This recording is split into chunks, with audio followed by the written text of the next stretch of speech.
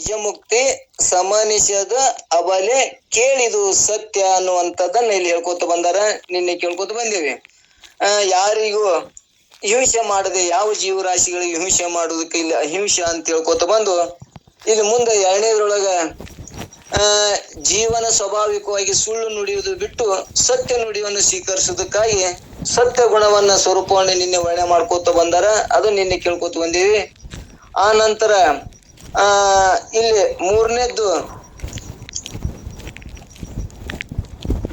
ಯಾವ್ದಪ್ಪ ಅಂದ್ರ ಅಸ್ಥಿಯ ಅಂದ್ರ ಅನ್ಯರ ಧನವನ್ನು ಕದಿಯುವ ಗುಣವನ್ನು ಬಿಡಿಸಿ ಅಪರಿಗ್ರಹ ಲಕ್ಷಣಾತ್ಮಕ ಅಸ್ಥಿಯ ಎಂಬ ಗುಣವನ್ನು ಪ್ರತಿಪಾದಿಸ್ತಾರ ಅನ್ನುವಂಥದ್ದನ್ನ ನಿನ್ನೆ ಮೂರನೇ ನುಡಿ ಒಳಗೂ ನಾವು ಕೇಳ್ಕೊತ ಬಂದೀವಿ.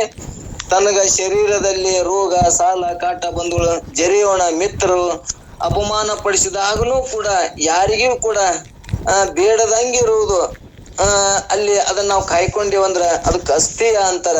ಯಾರಿಗೆ ಕೈ ಒಡ್ಡಿ ಕೇಳದೇ ಇರುವುದಕ್ಕ ನಮಗಿಲ್ಲಿ ಏನ್ ಹೇಳ್ಕೊತ ಬಂದಾರ, ಅಡ್ಡಿ ಅಂತ ರೋಗ ಬಂದದ ದವಾಖಾನಿ ಹೊಂಟಿವಪ್ಪ ಅಂದ್ರು ಕೂಡ ಬೇಡದಂಗ ಅಂದ್ರ ಶರೀರದಲ್ಲಿ ರೋಗ ಸಾಲದ ಕಾಟ ಬಂಧುಗಳು ಜರಿಯೋಣ ಅಂದ್ರೆ ಮರಣ ಕಾಲದಲ್ಲಿ ಮಿತ್ರರು ಅಪಮಾನ ಪಡಿಸಿದಾಗಲೂ ಕೂಡ ಮೊದಲಾದ ಆಪತ್ತುಗಳಿಂದ ಕೂಡಿಕೊಂಡಿದ್ದರೂ ಕೂಡ ತ್ರಿಕರಣ ಮೂಲಕ ಅನ್ಯರದೊಂದು ತೃಣವನ್ನು ಕೂಡ ಹಿಡಿಯದಿರಲು ಅದು ಅಸ್ಥಿಯ ಎನಿಸುದು. ಮತ್ತೊಬ್ರು ಒಂದು ದುಡ್ಡನ್ನು ನನಗೆ ಬೇಡಪ್ಪ, ಸಾಯಕೊಂದು ಸಾಯ್ತದ, ಆದ್ರೆ ಅವ್ರ ದುಡ್ಡು ತಗೊಂಡು ಮತ್ತೆ ನಾವು ಮುಂದೆ ಋಣ ಎಲ್ಲಿ ಮುಟ್ಸುದು, ಮತ್ತೊಬ್ಬರ ಒಂದು ಪೈಸೆನೂ ನನಗ ಅನ್ಯರದು ಬೇಡ ಅನ್ನುವಂಗ ಯಾರಲ್ಲಿ ಭಾವ ಇರ್ತದ ಅದಕ್ಕೆ ಅಸ್ಥಿಯ ಅನ್ನುವಂತ ಹೇಳ್ಕೊತ ಬಂದಾರ. ನಾಲ್ಕನೇದ್ದು ನಮಗ ಎಲ್ಲರಿಗೆ ದೊಡ್ಡ ರೋಗ ಅಂದ್ರೆ ಯಾರಿಗಪ್ಪ ಅಂದ್ರೆ ಪ್ರಪಂಚಿಕರಿಗೆ ಯಾವ್ದು ರೋಗ ಅಂದ್ರೆ ಸ್ತ್ರೀಯರ ಸಂಘ, ಪರ ಸ್ತ್ರೀಯರನ್ನ ನೋಡುದು ಕೆಟ್ಟ ಮಹಾ ಪಾಪ ಆಗ್ತದ. ಅದರಿಂದ ನಮಗೇನಾಗ್ತದ ಬಹಳ ಅಂತಃಕರಣ ಶುದ್ಧ ಆಗಲು ಇನ್ನಿಷ್ಟು ದೋಷವೇ ಅಧಿಕ ಆಗ್ತದ. ಅದಕ್ಕೆ ಪರ ಸ್ತ್ರೀಯರನ್ನ ನೋಡೆತ್ತಿಯೂ ನೋಡಬಾರ್ದು ಅನ್ನುವಂಥದ್ದನ್ನ ರಗಡ ಸಲ ನಿಜಗೊಂಡ್ರು ಕೂಡ ಕೇಳ್ಕೋತ ಬಂದೇವಿ. ಒಂದು ಕಡೆ ಅವರು ಇದನ್ನೇ ಕೂಡ ತನ್ನ ಒಂದು ಏನ್ ಹೇಳ್ಕೊತ ಬಂದಾರಂದ್ರ, ಬಾಲೆಯರ ಸಿಂಗರವನ್ನು ಕಂಡು ಸೋಲದಾತನೇ ವಿರತನು ಅಂದ್ರೆ ವೈರಾಗ್ಯ ಪುರುಷ. ಮತ್ತೊಬ್ಬರ ಬಾಲೆಯರಂದ್ರ ಅವ್ರು ಏನೇನು ಅಲಂಕಾರ ಏನಾದ್ರು ನೋಡಿದ್ರ ನಾವ್ ಎಂದೂ ಸೋಲಬಾರದಂತ. ಸೋತೇವಂದ್ರೆ ಏನಾಗ್ತದ ಮತ್ತೆ ನಾವು ಪಾಪಕ್ಕೆ ಹೋಗ್ತೇವಿ, ಮತ್ತೆ ಜನ್ಮಕ್ಕೆ ಹುಟ್ಟು ಸಾವಿಕ್ಕೆ ಒಳಪಡ್ತೇವಿ. ಆದಷ್ಟು ಅದರಿಂದ ನಾವು ದೂರ ಇರುದ. ನಾವು ಎಲ್ಲರಿಗೂ ಅಲ್ಲ, ಯಾರು ಈ ಸತ್ಸಂಗದಿಂದ ನಾವು ಮುಕ್ತನಾಗಬೇಕು, ಈ ಬಹು ಸಂಸಾರ ನಮ್ಗ ದುಃಖ ತೋರ್ಯದ, ಯಾರಿಗೆ ಪ್ರಪಂಚ ನಮ್ಗ ದುಃಖ ತೋರ್ಯದ, ಹುಟ್ಟು ಸಾವು ದುಃಖ ತೋರ್ಯದ ಅಂತವ್ರಿಗೆ ನಾವ್ ಹೇಳಕತ್ತೇವಿ. ಎಲ್ಲರಿಗೂ ಇಲ್ಲ, ಎಲ್ಲರಿಗೂ ಹೇಳಿದ್ರೆ ಅವ್ರ ಯಾಕ ಇದು ಕೇಳ್ತಾರ ಅನ್ನುವಂಥದ್ದನ್ನ ನಾವ್ ಇಲ್ಲಿ ತಿಳ್ಕೊಳ್ಳೋಣ. ನಾವು ಎಲ್ಲಿಗೆ ಹೊಂಟೇವಪ್ಪ ಅಂದ್ರ ಒಂದ್ ಒಳ್ಳೆ ತೀರ್ಥ ಯಾತ್ರೆಗೆ ಹೊಂಟೇವಿ.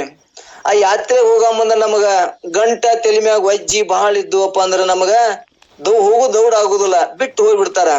ನಾವು ಹಗರಿದ್ದೇವಪ್ಪ ಅಂದ್ರೆ ಎಷ್ಟು ಸರಳವಾಗಿ ನಾವು ಮಂದಿ ಜೋಡಿ ಕೂಡಿ ಹೋಗಿಬಿಡ್ತೇವಿ. ಹಂಗ ನಮಗೂ ಕೂಡ ಇವು ಎಲ್ಲ ನಮ್ಮ ತಲೆಯಾಗ ವಾಸನೆಗಳಿದ್ವಪ್ಪ ಅಂದ್ರ ಇವು ನಮಗ ಬೇಗ ಆ ಪರಮಾತ್ಮನ ದರ್ಶನ ಅಂದ್ರೆ ಪರಮಾತ್ಮ ಜ್ಞಾನ ಮಾಡ್ಕೊಳಕ ನನ್ನೊಳಗೆ ಇರುವಂತ ಆ ಪರಮಾತ್ಮನ ಕಾರಣಕ್ಕೆ ಇವೆಲ್ಲ ಅಡ್ಡಿ ಪಡಿಸ್ತಾವು. ಅದಕ್ಕೆ ನಾವ್ ಏನ್ ಮಾಡ್ಬೇಕು, ವೈರಾಗ್ಯ ಉಳ್ಳವರಾಗಬೇಕು ಅನ್ನುವಂಥದ್ದು ಇಲ್ಲಿ ಹೇಳುದು. ಪ್ರಪಂಚದೊಳಗ ಹೇಯಾಗಿ ತೋರ್ಬೇಕು, ನಮಗ್ ವೈರಾಗ್ಯ ಉಳ್ಳವರಾಗಬೇಕು. ಪರಧನ ಪರಸ್ತ್ರೀ ಪರದೈವಂಗ್ ಒಲ್ಲೆದನ್ನೋದೇ ನಿಯಮ. ಇದನ್ನ ನಾವು ಒಟ್ಟು ಗಟ್ಟಿ ಮಾಡುವಂತ ಇಲ್ಲಿ ಯಮದೊಳಗ ಮತ್ತು 10 ಗುಣಗಳ ಹೇಳ ಮುಂದ ಇವಕ್ಕೂಕ ಸಗುಣದೊಳಗ ನಮಗ್ ಮತ್ತಿಷ್ಟು ಗಟ್ಟಿ ಮಾಡಕತ್ತಾರ. ಇರ್ತಾವ ದೋಷಗಳನ್ನ ನಮಗ್ ತಿದ್ದುಕೊಳಕ್ ಅವಕಾಶ ಅದ. ಇನ್ನ ನಮಗ ಅವಕಾಶ ಅದಲ್ಲ, ಅವಕಾಶ ನಾವು ತಪ್ಪಿಸ್ಕೊಂಡಿವ್ ಅಂದ್ರ ಮತ್ತು ಬಹುಕ್ ಬರ್ಬೇಕಾಗ್ತದ ಅನ್ನುವಂಥದ್ದನ್ನ ಉದ್ದೇಶ ಇಟ್ಕೊಂಡು ನಮಗ್ ತಿಳಿಸಿಕೋತ ಹೊಂಟಾರ. ಇಲ್ಲಿ ಇದನ್ನ ನಿಜಗೊಂಡ್ರು ಕೂಡ ಇದನ್ನೇ ಹೇಳ್ಕೋತ ಹೋಗ್ಯಾರ. ಎಲ್ಲಾ ನಿಜಗೊಂಡ್ರಲ್ಲಿ ಬಸವಣ್ಣವ್ರಲ್ಲಿ ಆ ಕಾಲಗಳು ಬಂದಾಗ ನಾ ಮೊನ್ನೆ ಒಮ್ಮೆ ಹೇಳ್ಕೊತ ಬಂದಿನಿ. ಈ ಕಾಲ ಕಲುಷಿತ ಆದಾಗ ನಾವು ಇದನ್ನ ಒಳ್ಳೊಳ್ಳೆ ಹೇಳದಂಗ ಆಚಾರ ಉಳ್ಳವ್ರು ಆಗ್ಲಿಲ್ಲಪ್ಪ ಅಂದ್ರ ಹೇಳುವುದೊಂದು ನಾವು ಮಾಡುವುದೊಂದು ಕ್ರಿಯೆ ಮಾಡಕತ್ತೇವ ಅಂದ್ರೆ ಅಲ್ಲಿ ಕಲುಷಿತ ಆಗ್ತದ. ಹೇಳುವುದು ಬ್ರಹ್ಮಜ್ಞಾನ, ಮಾಡುವುದು ದೇಹಾದಿ ಬುದ್ಧಿ ವ್ಯವಹಾರ. ದೇಹಾದಿ ವ್ಯವಹಾರಗಳನ್ನೇ ಸತ್ಯ ಇಟ್ಕೊಂಡು ಮತ್ತೆ ಇಂದ್ರಿಯಾದಿಗಳಿಗೆ ಭೋಗ ಮಾಡಕತ್ ನಾವು ಹೇಳುದು ಆತ್ಮ ವ್ಯವಹಾರ ಹೇಳುದು ಮಾಡುದು ಇಂತ ಅನಿತ್ಯ ಕಾರ್ಯಗಳು ಮಾಡುವುದರಿಂದ ಈ ಸಮಾಜ ಏನಾಗ್ತದ, ಕಲುಷಿತ ಆಗ್ತದ. ಕಲುಷಿತ ಆದಾಗ ಅವಾಗ ಏನ್ ಮಾಡ್ತಾರ, ಅದೇ ಜ್ಞಾನ ಅವೇ 5 ಇಂದ್ರಿಯಗಳನ್ನ ಕಂಟ್ರೋಲ್ ಮಾಡುವುದೇ ಎಲ್ಲ ಶಾಸ್ತ್ರ ಉದ್ದೇಶ ಅದ. ಎಲ್ಲರೂ ಹೇಳುದು ಅದೇ ವಿಷಯಗಳು. ಇವತ್ತ ಎಲ್ಲರ ಊರ ಕಣ್ಣಿನ ಕಾಡಿನೊಳಗೆ ಬಿದ್ದ 5 ಹೆಣ, ಇದೇ 5 ಹೆಣ ಇವ್ ಹೆಣ ಎಷ್ಟ್ ಘನ ಆಗ್ಯಾವ ಅಂದ್ರೆ ಎಲ್ಲಿ ಜನ್ಮಾಂತರ ಗಟ್ಲೆ ತಿರುಕೋತ ಬಂದ್ರು ಅವು ಏನಾಗ್ಯಾವ ಅಂದ್ರೆ ಒಟ್ಟು ಬೇಯೋಲು, ಅವು ಸುಡೋಲು, ಅವು ನಮ್ಮಿಂದ ಬಿಟ್ಟು ಹೋಗೋಲು. ಅವು ಹೆಂಗ ನಾವು ಅವು ಹೆಣ ಹಂಗೆ ಅದಾವು, ನಾವು ಬರ್ತೇವಿ ಅದಕ್ಕಾಗಿ ಪಡಿಬೇಕು ಅಂತೇಳಿ ಊರ ಒಂದು ಬಿದ್ದ ಹೆಣವನ್ನ ನೋಡಿ ಏನ ನಾಯಿ ತಿನ್ಬೇಕು ಅಂತ ಕಚ್ಚಾಡಿ ಬಡದಾಡ್ತಾವಂತ. ಅವು ಏನ ತಿಂದ್ರು ಕೂಡ ಅದು ಏನಾಗ್ಯದ, ಹೆಣ ಮಾತ್ರ ಅಷ್ಟೇ ಅದ, ಇವು ಕಚ್ಚಾಡುವೆ ಸತ್ತು ಹೋಗ್ಯಾವ ಅನ್ನುವಂಥದ್ದನ್ನ ಹೇಳುವಂತ ಉದ್ದೇಶ ಅದ. ಇವು ಅಂದ್ರ ಮತ್ತ ಬಸವಣ್ಣವ್ರು ಬಂದ್ರು, ಮತ್ತ ಇನ್ನ ಬುದ್ಧ ಬಂದ, ಅನೇಕ ಮಹಾತ್ಮರು ಸಂತರು ನಮ್ಮ ಭಾರತ ಭೂಮಿಯೊಳಗೆ ಸಂತರು ಹುಟ್ಟುಗೋತನೆ ಬರ್ತಾರ. ಅವಾಗ ಒಂದಿಷ್ಟು ಮತ್ತ ಅವ್ರು ಪರಿವರ್ತನೆ ಮಾಡ್ತಾರ ಒಂದ್ ರೀತಿಯಿಂದ. ಇದು ಕಲುಷಿತ ಇದನ್ನ ಬಿಟ್ಟು ಮತ್ತೊಂದು ಪರ್ಯಾಯದಿಂದ ಹೇಳುದು. ಅವಾಗಾರ ಏನಾಗ್ತದ, ಅದನ್ನ ಹೊಸ ಹಳಿ ಪದವನ್ನ ಬಿಟ್ಟು ಹೊಸ ಪದವನ್ನ ಬಳಸಿ ಹೇಳೋದ್ರಲಿಂದ ಮತ್ತ ನಮ್ಮ ಮನಸ್ಸ ಕಡೆ ಪ್ರವೃತ್ತಿ ಆಗ್ತದ. ಪ್ರವೃತ್ತಿ ಆದಾಗ ಯಾರು ಅದನ್ನ ಕಲುಷಿತ ಮಾಡದೆ ವಿಶ್ವಾಸದಿಂದ ನಂಬಿ ಮಾಡ್ತಾರ ಅವ್ರಿಗೆ ಜ್ಞಾನ ಆಗ್ತದ. ಅದು ಬಹಳ ದಿವಸ ಹೋಗ್ತದ.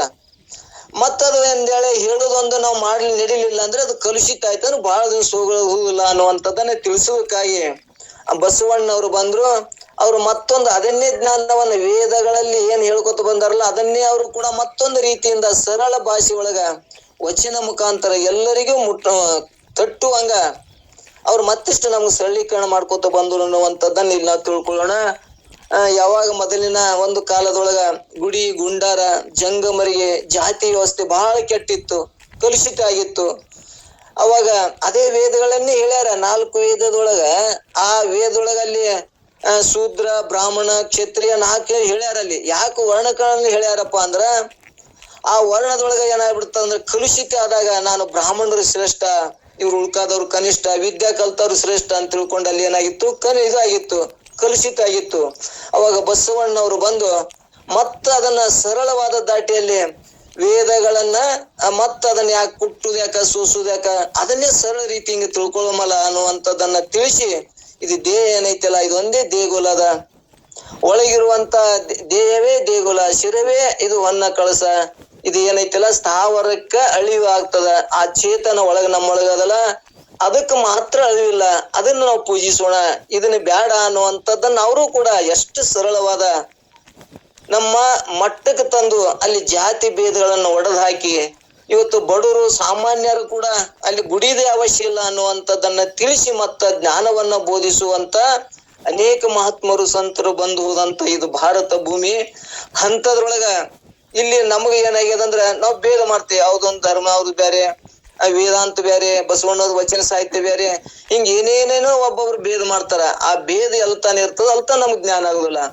ಎಲ್ಲರ ಮಹಾತ್ಮರು ಸಂತರು ನಮ್ಮ ತಿಳಿಸುವುದಕ್ಕಾಗಿ ಅನೇಕ ರೀತಿಯಿಂದ ಪರ್ಯಾಯ ಹೇಳ್ಯಾರ ಅನ್ನುವಂಥದ್ದನ್ನ ನಮ್ಗೆ ಸ್ಪಷ್ಟತೆ ಆಯ್ತು ಅಂದ್ರೆ ದೊಡ್ಡ ಅನುಕೂಲ ಆಗ್ತದ ಅನ್ನುವಂಥದ್ದನ್ನ ನಿಜಗೊಂಡ್ರು ಕೂಡ ಸದ್ಯನಿಲ್ಲಿ ಪತಂಜಲಿ ಸೂತ್ರವನ್ನ ಹೇಳ್ಕೊತ ಬಂದಾರಲ್ಲ, ಸಗುಣದೊಳಗ ವೇದಾಂತ ಹೇಳ್ಕೊತ ಬಂದಾರಲ್ಲ, ಅದನ್ನು ಕೂಡ ನಿಜಗೊಂಡ್ರು ಕೂಡ ಒಂದ್ ಕಡೆ ಎಂತ ಒಲಿಯುವನು ತನಗೆ ಎಂತ ಒಲಿಯುವನು, ಏಕ ಒಲಿಯೋಲ್ಲ ನಾನು ಒಲಿ ಪರಮಾತ್ಮ ಅಂದ್ರೆ ನನಗೆ ಯಾಕೆ ಒಲಿಯುದಿಲ್ಲ ಅನ್ನುವಂಥದ್ದನ್ನ ಅವ್ರಿಗೆ ಪ್ರಶ್ನೆ ಮಾಡಿ ಎಂತ ಒಲಿಯುವನು, ನನ್ನಲ್ಲಿ ಏನಾಗ್ಯದ ಕರ್ಣತ್ರಯ ದೋಷ ಅದ, ನನ್ನಲ್ಲಿ ಅಂತಃಕರಣಗಳ ದೋಷ ಇದ್ದ ಸಂಬಂಧ ನನಗ್ ಪರಮಾತ್ಮ ಒಲಿಯುದಿಲ್ಲ ಅನ್ನುವಂಥದ್ದನ್ನ ಅವ್ರು ಹೇಳ್ಕೊತ ಬಂದಾರ.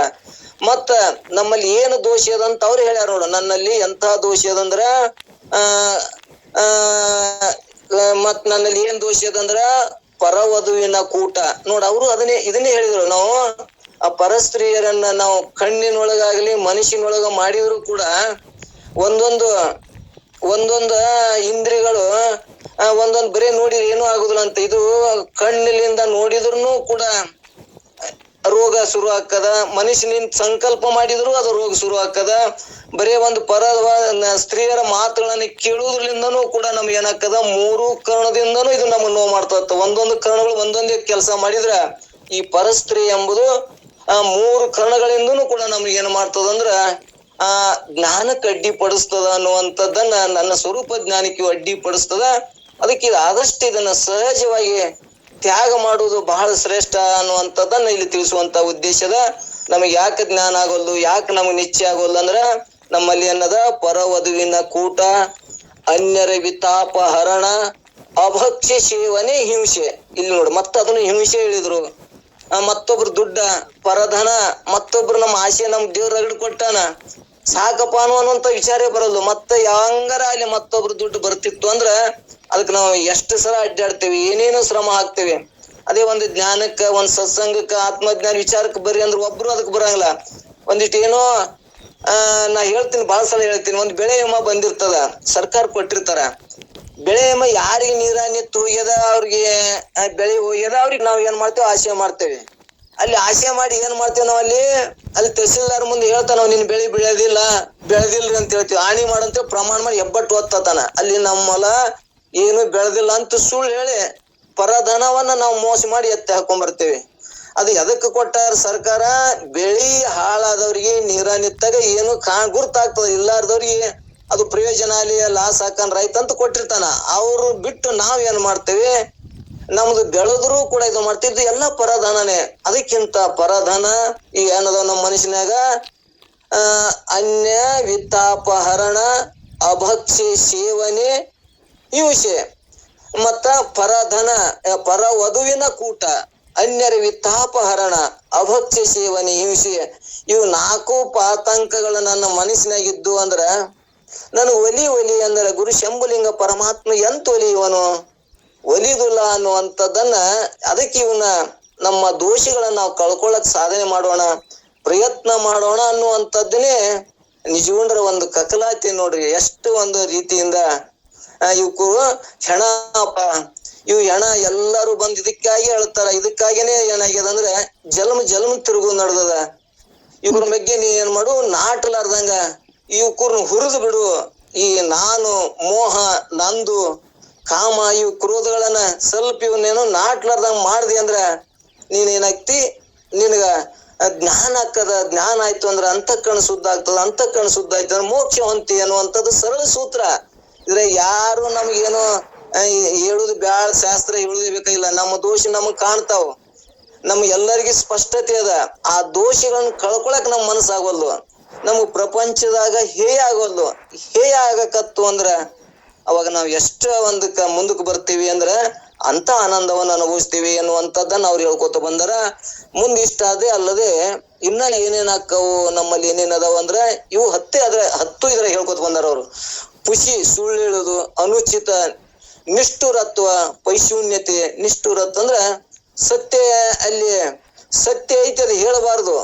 ಆದ್ರೂ ಅವ್ರು ಹೇಳುವುದ್ರಿಂದ ಮನಸ್ಸಿಗೆ ನೋವಾಕ್ಕದ, ಸಮಾಜ ಒಡಕಾಕ್ಕದಂದ್ರೂ ಕೂಡ ನಾವ್ ಅಲ್ಲಿ ಏನ್ ಮಾಡ್ತೇವೆ, ನಾ ಸತ್ಯನೇ ಹೇಳ್ತೀನಿ ಅಂತೇಳಿ ಅಲ್ಲಿ ಏನ್ ಮಾಡ್ತೇವೆ, ಯಾವ ಸಂದರ್ಭಕ್ಕೆ ಹೇಳ್ಬೇಕು ಅನ್ನೋದು ಗೊತ್ತಿಲ್ಲ.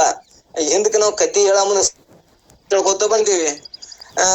ಎಲ್ಲಿ ಸತ್ಯ ಹೇಳ್ಬೇಕು ಅಂದು ಏನೋ ಪ್ರಾಣ ಹೊಕ್ಕಿತ್ತಪ್ಪ, ಏನೋ ತಿಳಿಲಾರ್ದ ಏನೋ ಹಾಕಿತ್ತಂದ್ರೆ ಅಲ್ಲಿ ನೀನು ಸುಳ್ಳು ಹೇಳೋದು ಸುಳ್ಳು ಆಗುದಿಲ್ಲ. ಅದು ಸುಮ್ನೆ ತನ್ನ ಬದುಕಿಗಾಗಿ ಏನೇನು ಸುಳ್ಳು ಹೇಳೋದಕ್ಕಿಂತ ಯಾವುದು ಸುಳ್ಳು ಹೇಳ್ಬೇಕು, ಎಲ್ಲಿ ಸತ್ಯ ಹೇಳ್ಬೇಕು ಅನ್ನೋದು. ಒಬ್ರು ಏನೋ ಕೆಟ್ಟ ಮಾಡಿರ್ತಾರ, ಮಾಡ್ದಾಗ ಅವ ತುಡು ಮಾಡ್ಯಾನಂತಂದ್ರ ಅವಂಗೂ ನೋವು ಹಾಕದ, ಮತ್ತ ಅಲ್ಲಿ ಏನಾಕದ ತನಗೂ ನೋವು ಹಾಕದ, ಬೇಯ್ತಾರ. ಏನಪ್ಪ ಇಂತ ಮಾಡಿದ್ದ, ಏನ್ ಹೇಳುವುದ್ರ ಏನ ಅವಶ್ಯ ಇತ್ತು, ಬಾಳ ನಿಷ್ಠೂರ ಅನ್ಸೋಳಕ್ ಏನಂತಲ್ಲ, ಇಂಥವೆಲ್ಲ ಬೇಡ ಅನ್ನುವಂಥದ್ದು. ನಿಷ್ಠೂರತ್ವ ಎಲ್ಲಿ ಬಳಸಬೇಕು ಅನ್ನುವಂಥದ್ದು ತಿಳುವಳಿಕೆ ಇರ್ಲಿ ಅನ್ನೋ ನಮ್ಗ ಇಂಥವೆಲ್ಲಾನು ಕೂಡ ನಿಜಗೊಂಡು ತಿಳಿಸೋತ ಬಂದಾರ. ನಿಷ್ಠೂರತ್ವ, ಪೈಶೂನ್ಯತೆ, ಇವು ಎಲ್ಲಾ ಮುಸುಕಿದ 4 ದೋಷಗಳು ನನ್ನ ಒಳಗಿದ್ದಪ್ಪ ಅಂದ್ರ ನಿಮ್ಗೆ ಏನಾಕದ, ನಿಮ್ಮನ್ನ ಎಲ್ಲಿ ಒಯ್ದು ಹುಟ್ಟಿಸ್ತಾನ. ಜೀವನ ಇದು ಸೂಕ್ಷ್ಮ ಶರೀರ ಏನಾಗಿ ಹುಡ್ತದ, ಮುಂದ ಪಶು, ಪಕ್ಷಿ, ಪ್ರಾಣಿ, ಮೃಗ ಇವನೇ ಒಳಗೆ ಒಯ್ದು ಹುಟ್ಟಿಸುವ. ಅದಕ್ಕ ಇಂಥ ಕಾರ್ಯಗಳನ್ನ ಬಿಟ್ಟು ಮತ್ತೆ ನೀನೇನ್ ಮಾಡು, ಎಂತ ಒಲಿಯವನು ಅಂತೀಯಲ್ಲ, ಹಿಂಗ್ ಮಾಡಿದ್ರೆ ಹೆಂಗ್ ಒಲಿತಾನಪ್ಪ, ಇವನು ಬಿಟ್ಟು ಅಂತಃಕರಣ ಶುದ್ಧ ಮಾಡಕ್ ಪ್ರಯತ್ನ ಮಾಡು, ನಿನಗ್ ಒಲಿತಾನ ಅನ್ನುವಂಥದ್ದನ್ನ ಅವ್ರು ನಿಜಗೊಂಡ್ರು ಉದ್ದೇಶ ಅದ. ಮತ್ತೆ ನಾವ್ ಎಂತ ಕಾರ್ಯ ಮಾಡ್ತೇವಿ, ಜನರ ಒಲಿಯದ ಕಾರ್ಯ, ಅನಿಷ್ಟ ಚಿಂತನೆ. ಅನಿಷ್ಟ ಅಂದ್ರ ಬರ್ಲಾರ್ದ ಮನುಷ್ಯನ ಸುಮ್ಮನೆ ಚಿಂತನೆ ಮಾಡುದು, ಅನಿಷ್ಟ ಚಿಂತನೆ. ಅನ್ಯ ಧನ ಸತಿಯರ ಕಾಂಕ್ಷೆ, ಎನಿಸುವ 4 ದುರಿತ ಜನನಿಯೊಳಗಿದ್ದರ, ಮನದೊಳಗಿದ್ದರ ಪರಮಾತ್ಮ ಶಂಭುಲಿಂಗ ಒಲಿ ಅಂದ್ರೆ ಎಂತ ಒಲಿಯವನು, ಅದಕ್ಕೆ ಒಲಿಯುವುದಿಲ್ಲ ಅನ್ನುವಂಥದ್ದನ್ನು ನಿಜಗೊಂಡ್ರು ಕೂಡ ನೀತಿ ಕ್ರಿಯಾಸ್ತ್ರದೊಳಗೆ ಹೇಳ್ಕೊತ ಬಂದಾರ. ಅದಕ್ಕೆ ಇವು 10ಗಳನ್ನ ನಾವು ಸ್ವಲ್ಪ ನಮ್ಮಲ್ಲಿ ಇದ್ದು ಅಂದ್ರ ಇರ್ಲಾರ್ದವ್ರಿಗಿಲ್ಲ. ನಾವು ಕುಂಬಳಕಾಯಿ ಕಳ್ಳನ್ನು ಮುಟ್ಟಿ ನೋಡುದಿಲ್ಲ. ಇಲ್ಲ ಇದ್ದು ಅಂದ್ರ ನಮಗ್ ಜ್ಞಾನ ಕೋಲಕ್ಕೆ ಅಡ್ಡಿ ಪಡಿಸ್ತಿದ್ದು ಅಂದ್ರ ನಮಗ ಅದಕ್ಕೆ ಯುವಕರ್ಲಿಂದ ನೀವ್ ಏನ್ ಮಾಡ್ರಿ, ಮುಕ್ತನಾಗ್ರಿ ಅನ್ನುವಂತ ವಿಷಯವನ್ನ ತಿಳಿಸೋಕಾಗಿ ನಿಜಗೊಂಡ್ರು ದಶಗುಣಗಳನ್ನ ಹೇಳ ಮುಂದೆ 10 ಗುಣಗಳನ್ನ ಹೇಳ್ಕೋತ ಹೊಂಟಾರ. ಇನ್ನ ಬ್ರಹ್ಮಚಾರಿ ಇದನ್ನ ಕ್ಷಮ ಬ್ರಹ್ಮಚಾರಿ ಮತ್ತ ನುತ ಬ್ರಹ್ಮಚಾರಿ ಅಂತ ಹೇಳ್ಕೊತ ಬಂತಾರ. ನುತ ಬ್ರಹ್ಮಚಾರಿ ಅಂದ್ರೆ ಹೆಂಗಂದ್ರ ನಮಗ್ ಹೆಂಡತಿ ಇದ್ರು ಸಂಸಾರಿಕರದೇ, ನಾವು ಪ್ರಪಂಚಿಕರದೇವಿ, ನಮ್ಮ ಹೆಂಡತಿ ಮಕ್ಕಳು ಸಂಸಾರ ಎಲ್ಲ ಅದ. ಅಲ್ಲಿ ಅದಂದಾಗ ನಾವು ಹೆಂಗ ಅದನ್ನ ಭಯಕ್ಕೆ ಅಂದ್ರೆ ಕಾಮನನ್ನ ಹೆಂಗ್ ಬಳಸಬೇಕು ಅನ್ನುವಂಥದಕ್ಕಾಗಿ ಋತುಮತಗಳ ಇದ್ದಾಗ ಮಾತ್ರ ಬಳಸುವುದರಿಂದ ಇದರಲ್ಲಿಂದ ನುತ ಬ್ರಹ್ಮಚಾರಿ ಆಗ್ತದ ಅನ್ನುವಂಥದ್ದನ್ನ ಇವತ್ತ ನಾವು 5ನೇ ನುಡಿ ಒಳಗೆ ಹೇಳ್ಕೊತ ವಿಚಾರ ಮಾಡ್ಕೊತ ಹೋಗುಮು. ಏನ್ ಹೇಳ್ತಾರಂದ್ರ, ಋತುಮತಿಯಾದ ಕಾಲವನ್ನು ಮೀರದೆ ನಿಜ ಸತಿಯೊಳು ರತಿ ಸುಖ ಒಡೆಯುವುದು. ನಿಜ ಸತಿ ಅಂದ್ರೆ ನನ್ನ ಹೆಂಡತಿ ಜೊತೆ ನಾನು ಯಾವಾಗ ಅಂದ್ರ ಋತುಮತಿ ಆದಾಗ ಯಾವ ಕಾಲದಾಗ ನಮಗ ಒಂದು ವಂಶ ವೃದ್ಧಿಗಾಗಿ ಮಕ್ಕಳು ಬೇಕಾಗ್ಯಾವು ಅನ್ನುವಂಥದ್ದನ್ನ ಉದ್ದೇಶ ಇಟ್ಟುಕೊಂಡಾಗ ಋತುಮತಿಯಾಗಿ ಬಳಸುವುದ್ರಲಿಂದ ಅದು ನುತ ಬ್ರಹ್ಮಚಾರಿ ಆಗ್ತದ ಅನ್ನುವಂಥದ್ದನ್ನ ಅವ್ರು ನಿಜಗೊಂಡು ತಿಳಿಸ್ತಾ ಬಂದಾರ. ನುತ ಬ್ರಹ್ಮಚಾರಿ ಅನಿಸುವುದೆಂದು ತಿಳಿ. ಋತುಮತಿಯಾದ ಕಾಲವನ್ನು ಮೀರದೆ ನಿಜ ಸತಿಯೊಳು ರತಿ ಸುಖ ಪಡೆಯುವುದು ನುತ ಬ್ರಹ್ಮಚಾರಿ ಎನಿಪುದು ತಿಳಿ. ನೀನು ಶ್ರುತಿ ಮತವಿದು ಸಾರ ಹೃದಯದವಳೆ ಅನ್ನುವಂಥದ್ದನ್ನ ಇಲ್ಲಿ ಹೇಳ್ಕೊತ ಬಂದಾರ. ಇಲ್ಲಿ ಸಾರ ಹೃದಯದವಳೆ ಅಂದ್ರ ತಾತ್ಪರ್ಯವನ್ನು ಬಲ್ಲವಳೆ. ನಾವ್ ಏನ್ ಹೇಳ್ತೇವಲ್ಲ ಇಂತ ಕಥಾಮೃತ ಓದುವಾಗ ಅದ್ರ ತಾತ್ಪರ್ಯವನ್ನ ಎಲ್ಲರಿಗೂ ತಿಳಿದಿಲ್ಲ. ಅದಕ್ಕೆ ನೀನು ಮೈತ್ರಿ ತಾತ್ಪರ್ಯ ಉಳ್ಳವನು. ನಮಗೆ ಈ ನಾವು ದಿನ ಸತ್ಸಂಗ ಕೇಳ್ತೇವಲ್ಲ, ನಮ್ಗದ ಅರ್ಥ ಆಗ್ತದ. ನಾವು ತಾತ್ಪರ್ಯ ಹೆಂಗ್ ಪ್ರಯೋಜನ ಆಗ್ತದ ಅಂತ ತಿಳುವಳಿಕೆ ಇದ್ದವ್ರು ಹೆಂಗ್ ಮಾಡ್ತಾರ ಹಂಗ ಬಳಸ್ಕೊಂಡವ್ರಿಗೆ ಇವರು ಕೂಡ ಬ್ರಹ್ಮಚಾರಿ ಅನ್ನಬೇಕು ಅನ್ನುವಂಥದ್ದನ್ನ ಇಲ್ಲಿ ತಿಳಿಸುವಂತ ಉದ್ದೇಶದ. ಮುಂದ ಏನ್ ಹೇಳ್ತಾರಂದ್ರ, ಇನ್ನ 5ನೇದ್ದು ಕ್ಷಮೆ. ಕ್ಷಮೆ ಅಂದ್ರೆ ಏನು ಅನ್ನುವಂಥದ್ದನ್ನ ಇಲ್ಲಿ ಹೇಳ್ಕೊತ ಹೋಗ್ತಾರ. ಏನ್ ಹೇಳ್ತಾರ ಕ್ಷಮೆ ಅಂದ್ರೆ, ಸ್ತುತಿ ನಿಂದೆಗಳು ಸಂತಸವಿಲ್ಲ, ನೋವಿಲ್ಲ, ಅತಿಶಯ ಮನೆ ತನಗೆನಿಸುವ ಸ್ಥಿತಿಯನ್ನೇ ಕ್ಷಮೆ ಎಂದು ತಿಳಿಯುವುದು ನೀ ಅತಿ ಹಿತವಿದು ಸಕಲ ಸಜ್ಜನರಿಗೆ. ಅಂದ್ರೆ ಇಲ್ಲಿ ಸಕಲ ಸಜ್ಜನರಿಗೆ ಸತ್ಪುರುಷರಿಗೆ ಇದು ಹಿತ ಆಗ್ತದ ಅನ್ನುವಂಥದ್ದನ್ನ ಹೇಳ್ತಾರ. ತನ್ನನ್ನು ಜನರು ಸ್ತುತಿಸಿದರೆ ಹಿಗ್ಗುವುದು ಇಲ್ಲ, ನಿಂದಿಸಿದರೆ ಕುಗ್ಗುವುದು ಇಲ್ಲ. ಈ ರೀತಿ ಹಿಗ್ಗು ಕುಗ್ಗುಗಳಿಲ್ಲದೆ ಯಾವಾಗಲೂ ಗಂಭೀರವಾಗಿ ಸ್ಥಿತಿಯಲ್ಲಿರುವುದಕ್ಕ ಇದು ಕ್ಷಮೆ ಎಂದು ಹೇಳುತ್ತಾರ. ಇದು ಸಜ್ಜನರಿಗೆ ಬಹಳ ಹಿತಕರ ಭೂಷಣವು ಆಗಿರುವುದೊಂದು ತಿಳಿ. ಅಂದ್ರ ಒಳ್ಳೆಯವರಿಗೆ. ಇಲ್ಲಿ ಯಾರಿಗೆ ಕ್ಷಮೆ ಬರ್ತದಂದ್ರ ಎಲ್ಲರಿಗೆ ಸದ್ಗುಣ ಎಲ್ಲರಿಗೆ ಬರುದಿಲ್ಲ.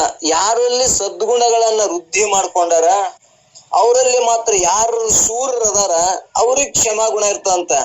ಏನೋ ಕಾಲು ಬಡಿತು ಹೋಲ್ ಬಿಡಪ್ಪ ಏನೋ ಅನ್ಲಾರ್ದ ಅಂದ್ರು ಈಕು ಅನ್ನುವಂಥದ್ದನ್ನ ನಾವು ಮೊನ್ನೆ ಮಾಧುರಿ ಅಮ್ಮರಿ ಹೇಳ್ದಾಗ ಬಂದೇವಿ.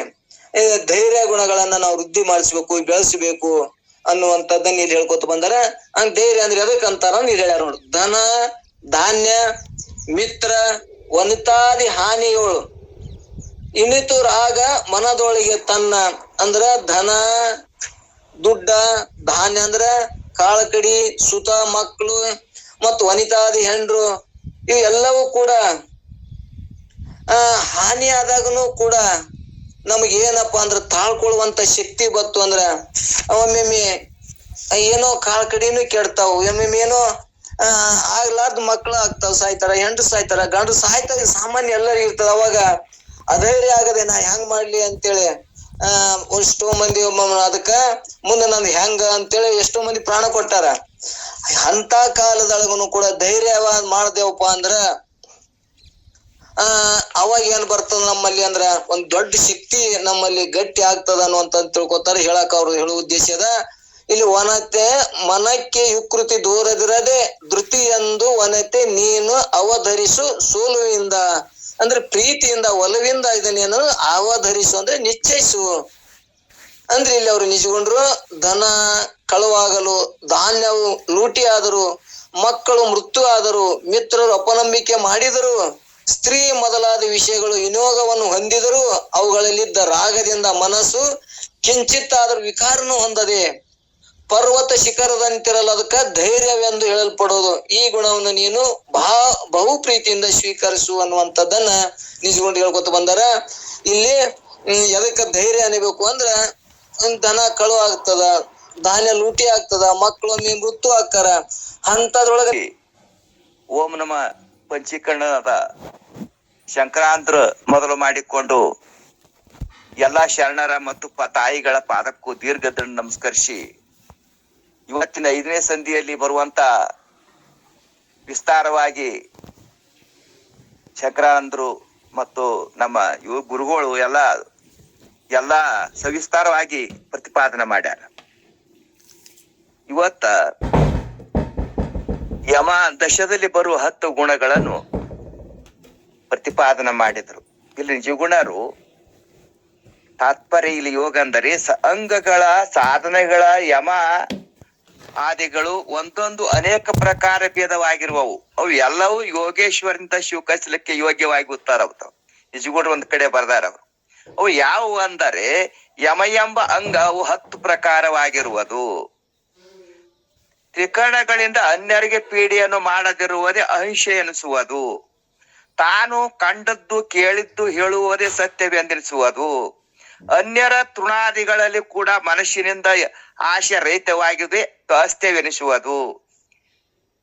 ತ್ರಿಗುಣಗಳಿಂದ ಸ್ತ್ರೀ ಸಂಘ ರಹಿತವಾಗಿರುವುದೇ ಅಥವಾ ಋತುಮತಿ ಕಾಲದಲ್ಲಿ ಸಂಘ ಮಾಡದಿರುವುದೇ ಬ್ರಹ್ಮಚಾರಿ ಎನಿಸುವುದು. ತನ್ನಂತೆ ಸಕಲ ಪ್ರಾಣಿಗಳಲ್ಲಿ ತ್ರಿಕರಣಗಳಿಂದ ಪ್ರೀತಿಯನ್ನು ಮಾಡುವುದೇ ದಯಾ ಎನಿಸುವುದು. ಸ್ತ್ರೀ ಪುತ್ರ ಮಿತ್ರ ಶತ್ರುಗಳಲ್ಲಿ ಸಮಭಾವದಿಂದಿರುವುದೇ ಆರ್ಜವೆನಿಸುವುದು. ಶತ್ರುಗಳಲ್ಲಿ ತ್ರಿಕರಣಗಳಿಂದ ಪರಪೀಡಿಸಿದರೂ ಕ್ಷೋಭೆ ಬುದ್ಧಿ ಉಳ್ಳನಾಗದೆ ಕ್ಷಮ ಎನ್ನಿಸುವುದು. ಜ್ಞಾನದಿಂದಲೇ ಸಂಸಾರ ನಿವೃತ್ತಿ ಆಗುವುದೇ ಅಲ್ಲದೆ ಬೇರೆ ಉಪಾಯದಿಂದ ಆಗದು ಎಂಬ ನಿಶ್ಚಯವೇ ಧೃತಿ ಎನಿಸುವುದು. ಹಸಿವೆಯಲ್ಲಿ 4 ಭಾಗ ಮಾಡಿ 2 ಭಾಗವನ್ನು ಅಗರವಾಗಿ ಮತ್ತು ಪರಿಶುದ್ಧ ಅನ್ನದಿಂದ 3ನೇ ಭಾಗವನ್ನು ನೀರಿನಿಂದ ತುಂಬಿ 4ನೇ ಭಾಗವನ್ನು ವಾಯುವಿನ ಸಂಚಾರ ಬಿಡುವುದೇ ಮಿತಹಾರವೆನಿಸುವುದು. ಮಣ್ಣು ನೀರುಗಳಿಂದ ಸರಿಯಾಗಿ ಮಲವನ್ನು ತೊಳೆದುಕೊಳ್ಳದೆ ಬಾಯ ಶೌಚ ಎನಿಸುವುದು. ಇವು ಜ್ಞಾನದಿಂದ ಮನಸ್ಸಿನ ಪಾಪವನ್ನು ಬಿಡುವುದು ಅಂತರ ಶೌಚ ಎನಿಸುವುದು. ಈ ಹೇಳಿದ 10 ಗುಣ ಪ್ರಕಾರವನ್ನು ಎಲ್ಲನು ಏನು ಯಮದಶದಲ್ಲಿ ಬರ್ತಾವ ಅಂತ ಹೇಳ್ಕೊತ ಬಂದ್ರು. ಇನ್ನು ಇವು ಮನುಷ್ಯನ ದುರ್ಗುಣದಿಂದ ಹಿಂದಕ್ಕೆ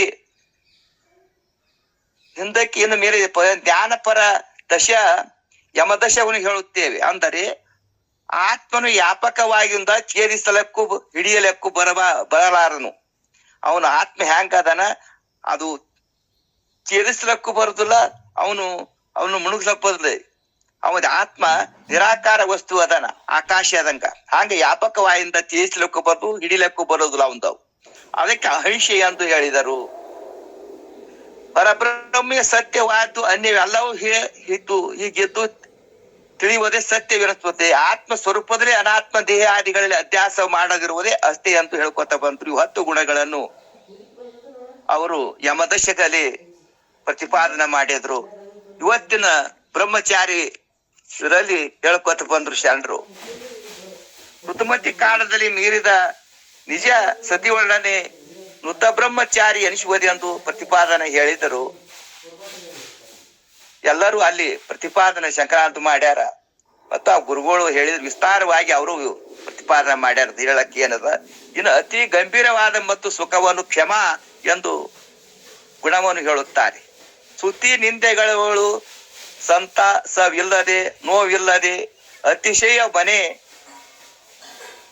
ತನಗೆನಿಸುವ ಸ್ಥಿತಿಯನ್ನೇ ಕ್ಷಮ ಎಂದು ತಿಳಿಯುವುದೇ ನೀತಿ ಹಿತವೆಂದು ಸಕಲ ಸಜ್ಜನರಿಗೆ ಅಂತಾರ. ತನ್ನನ್ನು ಜನರು ಸ್ತುತಿಸಿದರೆ ಹಿಗ್ಗೂ ಇಲ್ಲ, ನಿಂದಿಸಿರು ಕುಗ್ಗೂ ಇಲ್ಲ. ಅವರು ಬೇಯಿದ್ರು ಹತ್ಕೋಬಾರದು. ಏನೋ ಒಂದ್ ತಪ್ಪು ಮಾಡಿ ನಮಗ ನಾವೇ ಒಂದ್ ಏನ್ರ ಇದು ಮಾಡಿದ್ದೆಪ್ಪ ಇದೇನಪ್ಪ ತಿಳ್ಕೊಬೇಕು ಅಂತಾರ. ಹಿಗ್ಗೂ ಇಲ್ಲ ಕುಗ್ಗೂ ಇಲ್ಲ ಅಲ್ಲಿ. ಈ ರೀತಿ ಹಿಗ್ಗು ಕುಗ್ಗಳಿಲ್ಲದ ಯಾವನು ಗಂಭೀರವಾಗಿರುತ್ತಾನೋ ಆ ಕ್ಷಮೆ ಅಂದು ಗುಣ ಬರ್ತದೆ. ಕ್ಷಮ ಎಲ್ಲರಿಗೂ ಬರುದಿಲ್ರಿ. ಅದು ಬಹಳ ಸಾಧನ ಸಜ್ಜನ ಸಂಘದಲ್ಲಿ ಕಾಲ ಕಳೆದ್ರ ಶಾಸ್ತ್ರ ಪ್ರಕ್ರಿಯೆಯನ್ನು ಓದಿ ನಾವು ಶರಣರಲ್ಲಿ ನಾವು ಇದ್ದೇವಂದ್ರ ಆ ಕ್ಷಮ ಗುಣ ಬರ್ತದ. ಇಲ್ಲಿಕಂದ್ರ ಸಿಟ್ಟು ಭಯಂಕರ ಬರ್ತದ. ಏನ್ ಹೆಸರು ಕೆಡಿಸಿ ಬೇಯ್ದ್ರ, ಬರೇ ನಮ್ಮ ಕುಲ ಜಾತಿ ಬೇಯ್ದ್ರ ಎಷ್ಟು ಸಿಟ್ಟು ಬರ್ತದ. ನೀ ಕುಲ್ದಾವ ಅಂತ ಕುಲ್ದಾವ ಇಂತ ಕುಲ್ದಾವ ಅಂತ ಬೇಯ್ದು ಹೆಂಗ್ ಬರ್ತದ?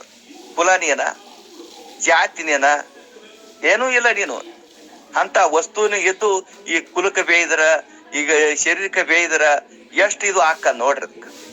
ಶರೀರನಿ ಅಲ್ಲ ಮೊದಲ ಪಂಚ ಮಹಾಭೂತ ಶರೀರಕ್ಕೆ ನಾತ್ ಕೂತಿದ್ವಿ ಅಂತಾರ ಶರಣರು. ಅದು ಗಂಭೀರ ಬರ್ಬೇಕಾದ್ರೂ ಅದು ಕ್ಷಮ ಗುಣ ಬರ್ಬೇಕಾದ್ರೂ ಬಹಳ ಪ್ರಯತ್ನ ಬೇಕು. ಅದರಲ್ಲಿ ಶಾಂತಿ ಸಮಾಧಾನ ಪಡಿಬೇಕಂತಾರ ಅವ್ರು. ಅದು ಕ್ಷಮಾಗುಣ ಅಂತ. ಸಜ್ಜನಿಗೆ ಬಹಳ ಹಿತಕರವಾಗುವುದು ಇದು ನಾವು ಶಾಸ್ತ್ರ ಕೇಳೋರಿಗೆ ಬಹಳ ಹಿತಕರ ಆಗ್ತದ. ಅಂದಾನ ಬಿಡಪ್ಪ ಅಂತ ಕ್ಷಮ ತೋಳಕ್ ಬರ್ತದ. ಈ ಬಹಳ ಸಂಕಟ ಕಾಲ ಸಂಭವಿಸಿರು ವಸ್ತುಗಳಲ್ಲಿ ನಷ್ಟವಾದರೂ ಕಾಲಗಳಲ್ಲಿ ಧೈರ್ಯ ಹೊಂದಿರಬೇಕು ಅಂತ. ಧನ ಧಾನ್ಯ ಸುತ ಮಿತ್ರ ಧನಾದಿಗಳಲ್ಲಿ ಹಾನಿ ಅಳಿದರೂ ಮನದೊಳಗೆ ಏನು ಮನಕ್ಕೆ ವಿಕೃತಿ ಹೊಂದದೆ ಇರುವುದೇ ಇದು ಸೋಲದಾಗ್ತಾನೆ ಅಂತಾರ. ಯಾವುದು ಸೋಲುವುದಿಲ್ಲ.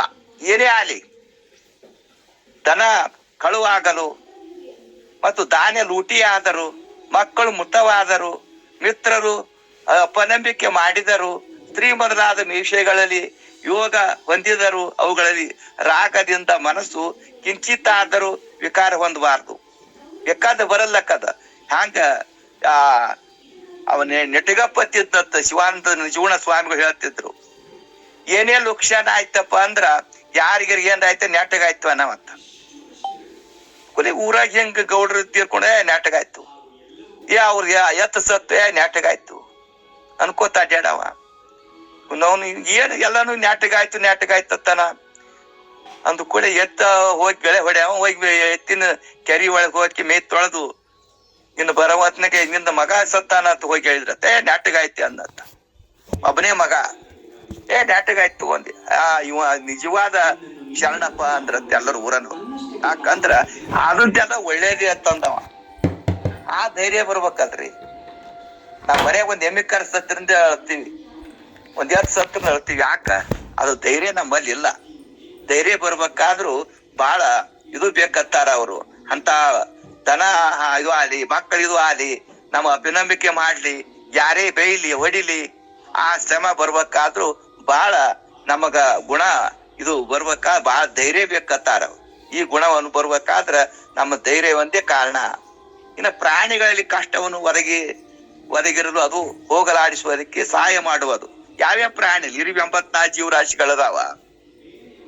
ಏನೇ ಆಲಿ, ಈಗ ಅವಾಗ ನೀರು ಇದ್ದಿದ್ದಿಲ್ಲ ಅಂದ್ರ ಬಾಯಿವರೆಗೆ ಒಂದು ಕುಡ್ತಿ ಇಟ್ಟಿರ್ತಿರ್ತೀವಿ ಅವಾಗ ನಮ್ಮಲ್ಲಿ.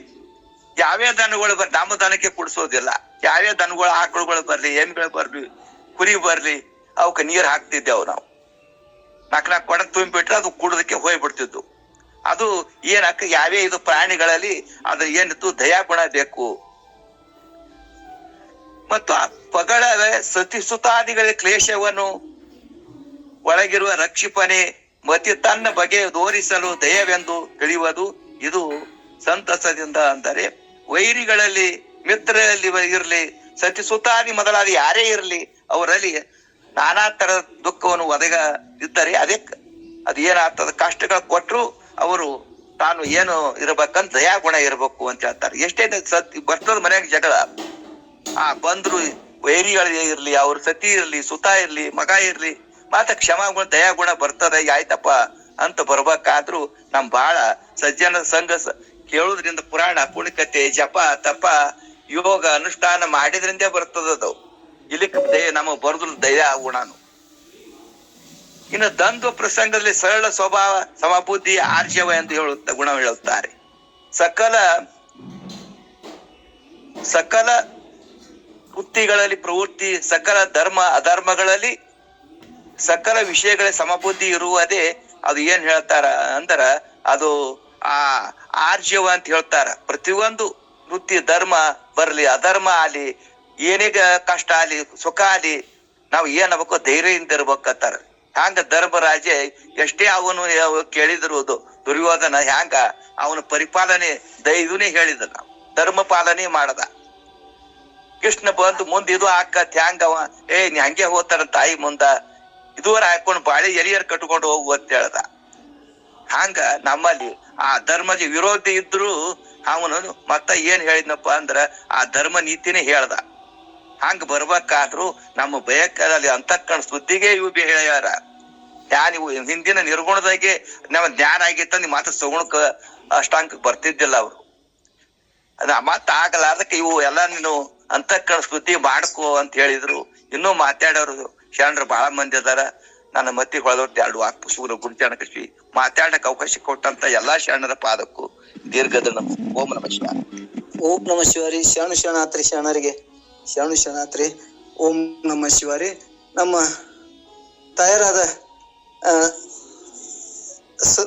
ಸರೋಜ ಅಮ್ಮರು ಕೂಡ ತಮ್ಮೊಂದೆರಡು ಮಾತುಗಳನ್ನ ಆಡ್ಬೇಕು ಅಂತೇಳಿ ಅವ್ರಿಗೆ ಕೇಳ್ಕೊತೀನಿ. ಓಂ ನಮ ಶಿವಾರಿ. ಸರೋಜ ತಾಯಿ.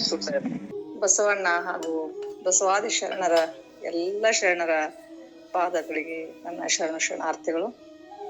ಇವತ್ತಿನ ಸತ್ಸಂಗದಲ್ಲಿ ಪಾಲ್ಗೊಂಡಿರ್ತಕ್ಕಂಥ ಎಲ್ಲಾ ಶರಣರ ಅಂತರಾತ್ಮಕ್ಕೂ ಶರಣಾರ್ಥಿಗಳು. ಇವತ್ ನಮ್ಗೆ ಏನ್ ಅನ್ಸಕತ್ತದಂದ್ರ, ನಾವ್ ಹೇಳ್ತಿರಲ್ಲ, ಒಂದೊಂದ ಮೆಟ್ಲ ಹೆಂಗ್ ಹತ್ಕೋತ ಹೋಗ್ಬೇಕಂತ ಹೇಳಿ ಐತಲ್ಲ, ಹಂಗ ಯಮದೊಳಗಿರ್ತಕ್ಕಂಥ 10 ನಿಯಮಗಳನ್ನ ನೀವು ಹೇಳ್ತಾ ಬಂದಿದ್ರಿ. ನಿನ್ನೆ ಹೇಳಿದ್ರಿ, ಯಾವುದೇ ಧನ ಹೌದಂದ್ರ ಪರಧನ ಪರಸ್ತ್ರೀ ಪರ ದೈವಗಳಿಗೆ ಎರಗದಿಪ್ಪುದೇ ನೇಮ ಹಂಗ ಹೇಳ್ತಾ ಬಂದು, ಇವತ್ತ ಬ್ರಹ್ಮಚರ್ಯ ಅಂದ್ರೇನು, ಕ್ಷಮೆ ಅಂದ್ರೇನು ಅದನ್ನ ತಾವ್ ಹೇಳ್ತಾ ಬಂದ್ರಿ. ನಿನ್ನೆ ಅಹಿಂಸೆ ಬಗ್ಗೆನು ಹೇಳಿದ್ರಿ.